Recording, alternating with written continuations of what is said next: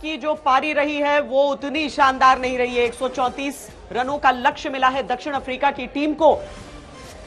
49 रनों पर गिर गए थे भारत के 5 विकेट। सूर्य कुमार यादव ने संभाला और देखिए महापर्व छठ होता है, सूर्य की आराधना का पर्व होता है और सूर्य किस तरीके से चमके हैं भारत के लिए, क्योंकि उनकी पारी को अगर हम निकाल देते हैं मदन जी यहां से तो भारतीय टीम किस तरीके की नजर आ रही है, इतने बड़े बड़े नाम। लेकिन ये जो पहले महत्वपूर्ण चीज पर चर्चा की, 134 रनों का लक्ष्य काफी रहेगा। काफी तो नहीं रहेगा क्योंकि जो 134 जो रन है चेजेबल रन है, पर जैसे हम बात कर रहे थे कि हमें कम से कम 165 170 चाहिए था।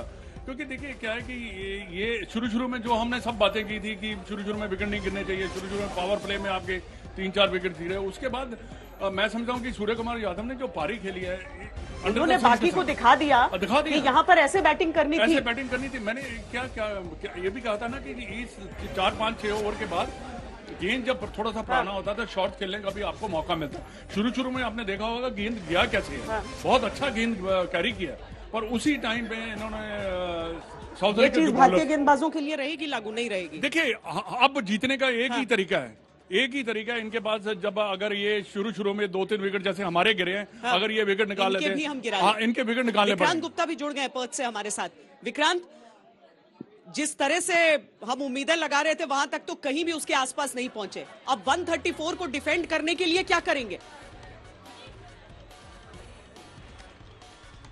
उस दिन जिम्बाब्वे ने किया ही था और जिम्बाब्वे ने अपने से ऊपर वाली टीम पाकिस्तान को रोका था, लेकिन South Africa have been superb Shweta, मतलब ऐसा आए हैं वो आपके ऊपर चढ़कर आए हैं।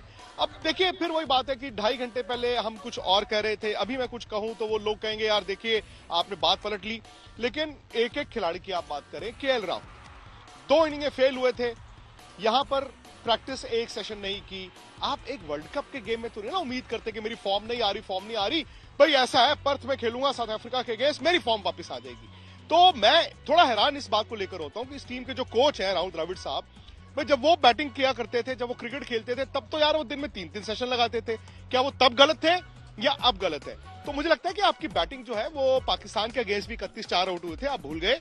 आप ये भी भूल गए कि अगेंस्ट नेदरलैंड्स आपके जो 12-13 ओवर के रन थे उसमें भी रन नहीं थे, वो सूर्य ने आकर और फिर उसके बाद विराट ने आकर आपको इम्पेटस दिया था, तो आप वहां तक पहुंच गए थे। बैटिंग इज अ कंसर्न और यहां पर होनी थी, इन कंडीशंस में होनी थी। एक्स्ट्रा बाउंस है, इतना एक्स्ट्रा बाउंस भी जब हो जाती है ना, आप शॉटें देखिए, दिनेश कार्तिक ने जो शॉट खेला, ये आईपीएल का मैच होता, छोटे पार्क में आप खेल रहे होते आईपीएल में, आपको भी पता है मैं ये रखता हूं 6 हो जाता है, मैं कभी नीचे जाके मार देता हूं, यहां मारा तो लगा ना, सिर पे गई ना बॉल। तो आप प्रिपेयर्ड नहीं है। आपको ये लग रहा था कि आप 2 अच्छे मैच जीते हैं, अच्छी बात थी। आपको आज की हार जीत से शायद सेमीफाइनल में फर्क पड़े, शायद सेमीफाइनल में ना फर्क पड़े।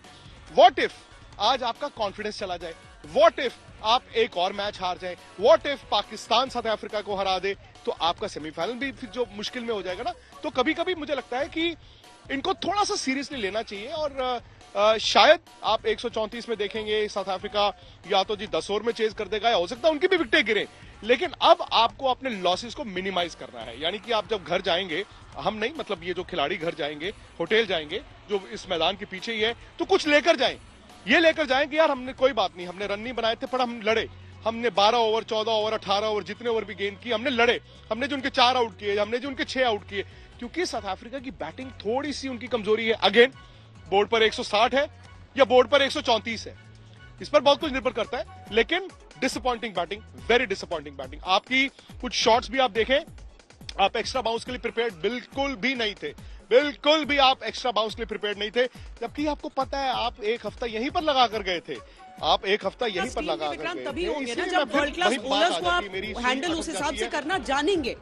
देखिए वाकई आपकी बात बिल्कुल सही है, 134 का टारगेट, और ऐसा नहीं है कि बिल्कुल भारतीय टीम यहां से जीत नहीं सकती है, जरूर जीत सकती है, जरूर हम यहां से जीत सकते हैं, क्योंकि जो चीजें साउथ अफ्रीका के पक्ष में गई हैं वो चीजें हमारे पक्ष में भी जा सकती हैं और हमारे गेंदबाज वैसा प्रदर्शन कर सकते हैं। लेकिन इसका यह मतलब नहीं कि गलतियां जो है उन्हें हम एक किनारे कर दें, उन्हें नहीं नोटिस करें। उन्हें तो आपको नोटिस करना ही पड़ेगा, जो कि हम पाकिस्तान वाले मैच के समय से ही जिसका जिक्र कर रहे हैं कि जीत के साथ आप उस सबक को नहीं भूल सकते। तो वही हुआ ना श्वेता, वही हुआ। हम पाकिस्तान से जीते, वो एक करिश्माई पारी विराट ने खेली थी। 3 ओवर में 48 रन बनते नहीं है बड़े मैदानों में, उन्होंने बनाए। वही मतलब वो उनके पास वो एबिलिटी थी, उन्होंने जिता दिया आपको। लेकिन हमने सबने और टीम ने क्या किया, उनको लगा हमने पाकिस्तान को हरा दिया है, अब हमें कोई रोक नहीं सकता। वेरी गुड, ये आपका कॉन्फिडेंस होना चाहिए भी। आपको बड़े मैच की तैयारी कभी भी अंडर कॉन्फिडेंस से नहीं करनी है, आपको कॉन्फिडेंस के साथ करनी है। आप ये कहोगे कि मैं वर्ल्ड चैंपियन हूं, तो आप अपने आप को विश्वास देते हैं मैं वर्ल्ड चैंपियन हूं। लेकिन समहाउ मैं ऑस्ट्रेलिया में हूं, मैं टीम के साथ ट्रैवल कर रहा हूं, मैंने देखा यार अभ्यास सेशन इतने हुए नहीं। आपको तैयारी तो करनी है ना श्वेता, आप भी एंकरिंग ऐसे तो नहीं उठ के आ जाती हैं। आप डिफेंस पे प्रोग्राम करती हैं, आप फिल्म में प्रोग्राम करती हैं, आप क्रिकेट पे प्रोग्राम करती हैं, आप पॉलिटिक्स पे प्रोग्राम करती हैं। तो ऐसा तो नहीं है कि आप उठ के आ जाती हैं, आप पढ़ के आती हैं ना कि चलो यार मैं इसकी तैयारी करके आती हूं। मतलब घर बैठ के, होटल में बैठ के वो जहनी तैयारी नहीं होती। बाकी ठीक है, आपने कहा आप तैयारी करके भी यू कैन फेल, उसमें कोई हर्ज नहीं है। बड़ी बड़ी टीमें हारती हैं भाई। इस वर्ल्ड कप में ऑस्ट्रेलिया भी मैच आ रहा है, इंग्लैंड भी मैच आ रहा है, हो सकता है इनमें से कोई वर्ल्ड चैंपियन हो जाए, हो सकता है इंडिया ही आज का मैच हारने के बाद आउटस्टैंडिंग परफॉर्मेंस देनी शुरू कर दे और फिर इंडिया ही वर्ल्ड चैंपियन हो जाए। But the preparation has to be right. ये टीम कहती है ना बार बार, प्रोसेसेस पे काम करते हैं हम, प्रोसेस पे काम करते हैं, नतीजे अपने आप आते हैं। प्रोसेस में ना थोड़ी सी कमी दिखी है, आज आपकी तैयारियों में कमी दिखी है इस खेल में।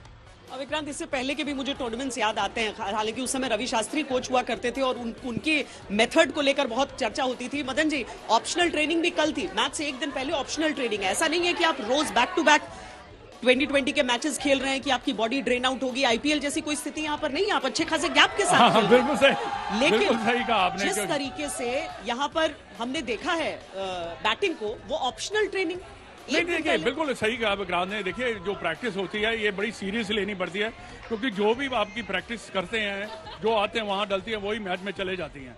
और जब अपने कॉन्फिडेंस वापस लेने हैं, जब आपका रन नहीं बनने, तो आपको प्रैक्टिस करनी पड़ेगी। क्योंकि जब जितना ज्यादा बॉल जो है बैट में लगेगा, उतना ज्यादा आपको कॉन्फिडेंस आएगा, उससे ही आपके रन बनते हैं।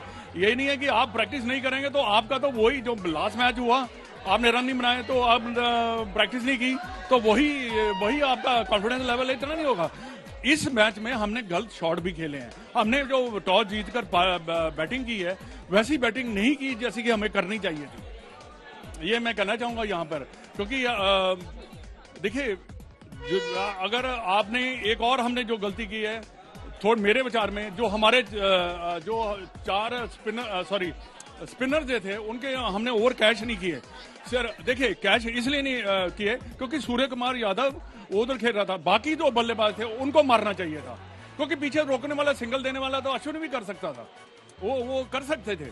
बट सूर्य कुमार को आपको छोड़ना, जितनी ज्यादा स्ट्राइक देते उतना ज्यादा भारतीय टीम के लिए अच्छा, जितना उसको मिला उसने उतने देखिए आप कितने अच्छे रन बनाए उन्होंने। तो ये यहाँ पर ये सब जो हैं, सबको यकीन है कि इंडिया अभी भी जीतेगी। यस पक्का यकीन है। जिस तरह की ये पिच है और इससे पहले भी जितने मैचेस हुए हैं, 10-15 रन में समझ रहा हूँ कम है, मगर फिर भी जो बॉलिंग है, अगर हमें वर्ल्ड चैंपियन बनना है तो हमें आज बॉलिंग को प्रदर्शन करना, जीतना हो तो इंशाल्लाह मुझे उम्मीद है कि आज हमारी बॉलिंग जो है चलेगी। बिल्कुल चांसेस ज्यादा नहीं है जीतने के, लेकिन आप प्रैक्टिकल आइए आओ किस रीजन से जीतेगी ये भी बताओ जरा। मैम शमी को विकेट लेने पड़ेगी और अर्शदीप को स्विंग अपनी कितना % चांस लग रहा है जीतने का? सर मैम अभी तो मुझे लग रहा है कि थोड़े कम चांसेस है, लेकिन 70% है, जीत जाएगी इंडिया। हमारा टेम्पो 70% टेम्पो हाई है, 100% जीतेगी। क्यों मैम? इसमें क्या कहते हैं, हमें नेगेटिव नहीं होना है, हमें हाँ ही बोलना है, बिकॉज वी आर इंडियंस। तो हम रीजन नहीं है कोई, रीजन कोई नहीं। हाँ मैम क्योंकि एक्स्ट्रा बाउंस है, सो जस्ट बॉलर्स को सही लेंथ पे हिट करना है and then we'll get the wickets. सिर्फ शम्मी अकेले? भुवनेश्वर भी कर लेंगे? सर करना तो पड़ेगा। नहीं देखिए, करना पड़ेगा। ये जो बॉलिंग अटैक है ना हमारा, इसको करना क्या है। मैं जब हमने 183 बनाए थे, मैं आपको बताऊं हमारा क्या प्लान था। जैसे जैसे आपको विकेट मिलते चले जाएंगे, अगर आपने शुरू में विकेट निकाले, यही टोटल 133 का टोटल है, आपको 150 लगना शुरू हो जाएगा। 2-3-4 विकेट गिरे, यही टोटल जो है आपको 160 लगना शुरू हो जाएगा।